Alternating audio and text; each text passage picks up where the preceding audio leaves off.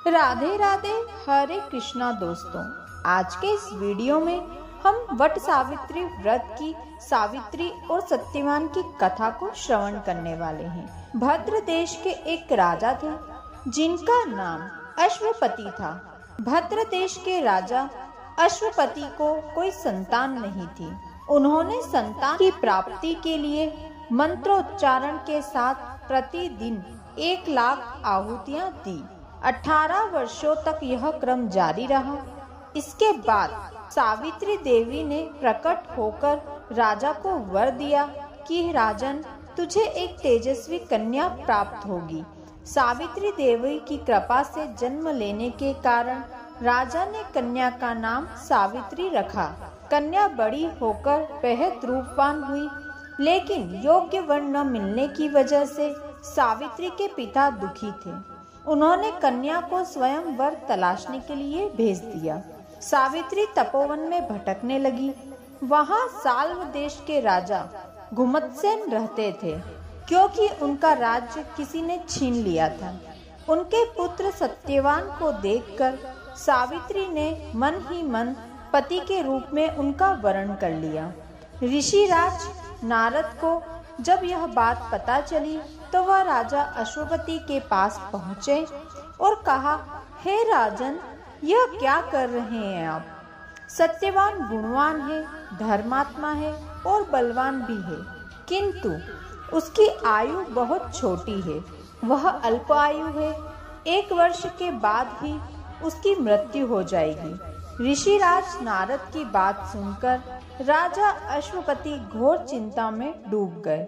सावित्री ने उनसे कारण पूछा तो राजा ने कहा, पुत्री, तुमने जिस राजकुमार को अपने वर के रूप में चुना है वह अल्प आयु है। तुम किसी और को अपना जीवन साथी बनाओ।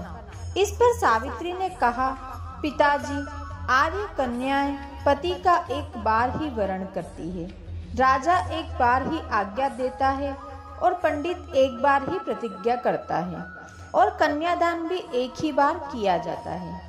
सावित्री हट करने लगी और बोली, पिताजी, मैं सत्यवान से ही विवाह करूंगी। राजा अश्वपति ने सावित्री का विवाह सत्यवान से कर दिया। सावित्री अपने ससुराल पहुंचते ही सास ससुर की सेवा करने लगी। समय बीतता चला गया। नारद मुनि ने सावित्री को पहले से ही सत्यवान की मृत्यु के दिन के बारे में बता दिया था। वह दिन जैसे जैसे करीब आने लगा, सावित्री अधीर होने लगी। उन्होंने 3 दिन पहले से ही उपवास शुरू कर दिया। नारद मुनि द्वारा कथित निश्चित तिथियों पर पितरों का पूजन किया और दान दक्षिणा दी। हर दिन की तरह सत्यवान उस दिन भी लकड़ी काटने जंगल चले गए। साथ में सावित्री भी गई। जंगल में पहुंचकर सत्यवान लकड़ी काटने के लिए एक पेड़ पर चढ़ गया। तभी उसके सिर में तेज दर्द होने लगा। दर्द से व्याकुल सत्यवान पेड़ के नीचे उतर गए। सावित्री अपना भविष्य समझ गई। सत्यवान के सिर को गोद में रखकर सावित्री सत्यवान का सिर सहलाने लगी। तभी वहां यमराज आते दिखे। यमराज अपने साथ सत्यवान को ले जाने लगे। सावित्री भी उनके पीछे पीछे चल पड़ी।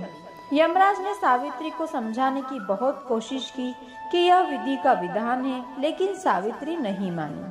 सावित्री की निष्ठा और पति परायणता को देखकर यमराज ने सावित्री से कहा, हे देवी, तुम धन्य हो, तुम मुझसे कोई भी वरदान मांग लो। सावित्री ने कहा कि मेरे सास ससुर वनवासी और अंधे हैं, उन्हें आप दिव्य ज्योति प्रदान करें। यमराज ने ऐसा ही किया। जाओ, अब लौट जाओ। लेकिन सावित्री अपने पति सत्यवान के पीछे पीछे चलती रही। यमराज ने कहा, देवी, तुम वापस जाओ। सावित्री ने कहा, भगवान, मुझे अपने पति के पीछे चलने में कोई परेशानी नहीं है। पति के पीछे चलना मेरा परम कर्तव्य है। यह सुनकर उन्होंने फिर से सावित्री को एक और वर मांगने के लिए कहा। सावित्री बोली, हमारे सास ससुर का राज्य छिन गया है, उन्हें पुनः वापस दिला दें। यमराज ने सावित्री को यह वरदान भी दे दिया और कहा, सावित्री, अब आप लौट जाएं। लेकिन सावित्री पीछे पीछे चलती रही। यमराज ने सावित्री को तीसरा वरदान मांगने को कहा।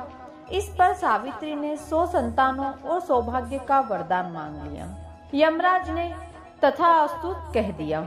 सावित्री ने यमराज से कहा, हे प्रभु, मैं एक पतिव्रता पत्नी हूँ। आपने मुझे पुत्रवती होने का आशीर्वाद दिया है। यह सुनकर यमराज को सत्यवान के प्राण छोड़ने पड़े। यमराज अंतर्ध्यान हो गए और सावित्री उसी वटवृक्ष के पास आ गई जहाँ उसके पति का मृत शरीर पड़ा था।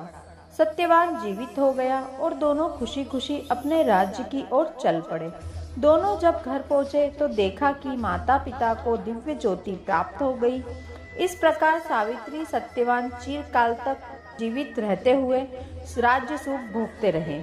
अतः पतिव्रता सावित्री के अनुरूप ही प्रथम अपने सास ससुर का उचित पूजन करने के साथ ही अन्य विधियों का प्रारंभ करें। वट सावित्री व्रत और इस कथा को सुनने से उपवासक के वैवाहिक जीवन और जीवन साथी की आयु पर किसी प्रकार का कोई संकट आया हो भी तो वो भी टल जाता है।